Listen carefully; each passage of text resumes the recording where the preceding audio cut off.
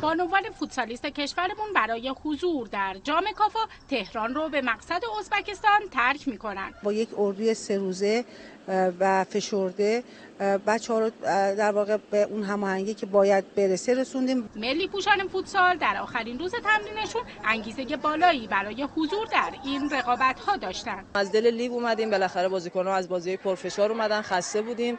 ولی خب با این شرایط مجبوریم که همه شرایط خوب رو برای خودمون مهیا کنیم و بهترین عملکردمون رو داشته باشیم. تیم ملی فوتسال بانوان کشورمون که عنوان قهرمانی دوره قبل رقابت‌های کافا رو یدک میکشه، باید دوباره با همون حریفا روبرو بشه. تا جایی که ما اطلاع داریم همه خیلی خوب داشتن تمرین میکردن و خیلی حرفه‌ای دارن میان توی سطح مسابقات و امیدوارم که بریم بتونیم نماینده خوبی برای کشورمون باشیم. سال پیش باشون بازی کردیم، سخت‌ترین حریفمون قطر ازبکستان، ان شاءالله که اونم میبریم ان شاءالله. تنها مشکل اصلی ملی پوشان قبل از اعزام به رقابت‌ها از زبان کاپیتان تیم ملی. از تیم‌های مختلفی از لیگ برتر و سوپر لیگ بازیکن دعوت شده و نتونستیم به اون هماهنگی لازم برسیم چون زمان خیلی کمی داشتیم. اما ستاره‌های فوتسال کشورمون از لحاظ فردی در آمادگی کامل جسمانی قرار دارند. از نظر ما جسمانی خوب هستن چون هر روز بالاخره تمرین داشتن تو تیم‌های خودشون، همونطور که خب ما هم تو تیم‌های خودمون داشتیم.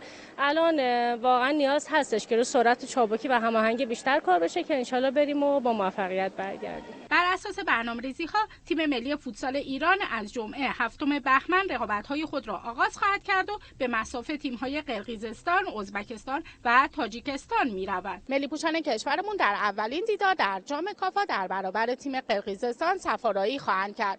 طاهره علیشوندی، خبرگزاری صدا و سیما.